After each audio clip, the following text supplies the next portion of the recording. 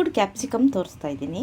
ಅದಕ್ಕೆ 1 ಕಪ್ಪಷ್ಟು ಕಡಲೆ ಹಿಟ್ಟು, ಒಂದು ಅರ್ಧ ಟೇಬಲ್ ಸ್ಪೂನು ಬರೀ ಮೆಣಸಿನ ಪುಡಿ, ರುಚಿಗೆ ತಕ್ಕಷ್ಟು ಅರ್ಧ ಟೇಬಲ್ ಸ್ಪೂನಷ್ಟು ಉಪ್ಪು,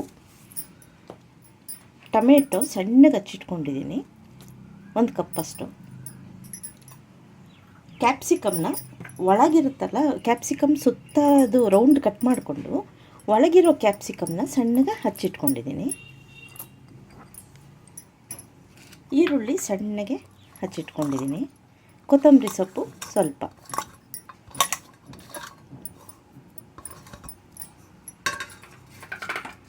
ಬ್ರೆಡ್ ಕ್ರಮ್ಸು 1 ಕಪ್ಪಷ್ಟು ಬ್ರೆಡ್ ಕ್ರಮ್ಸ್ ಮಾಡಿಟ್ಕೊಂಡಿದ್ದೀನಿ. ಈಗ ಇದನ್ನೆಲ್ಲ ಸ್ವಲ್ಪ ನೀರು ಹಾಕಿ ಕಲಿಸ್ಕೊತಾ ಇದ್ದೀನಿ. ಈ ಥರ ಕ್ಯಾಪ್ಸಿಕಮ್ನ ಮಧ್ಯದೊಳಗಿರೋದು ಹಚ್ಕೊಂಡಿದ್ದೀನಿ, ಇದು ಸುತ್ತ ಇರೋದು ಹಾಗೆ ಇಟ್ಕೊಂಡು ಇದರಲ್ಲಿ ಸ್ಟಫಿಂಗ್ ಮಾಡ್ಕೊತಾ ಇದ್ದೀನಿ.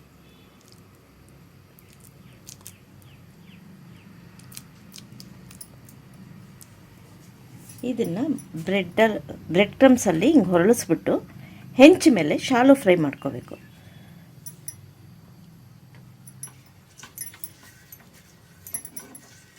ಈ ಥರ ಎಣ್ಣೆ ಎಲ್ಲ ಬಳ್ಕೊಂಡಿದ್ದೀನಿ. ಈ ಥರ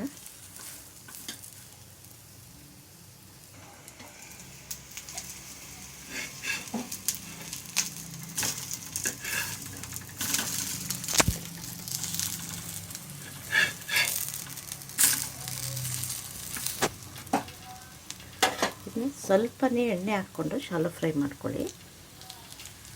ಈಗ ಮುಚ್ಚಿಟ್ಟು ಸಿಮ್ಮಲ್ಲಿಟ್ಟು ಬೇಯಿಸ್ಕೊಳ್ಳಿ.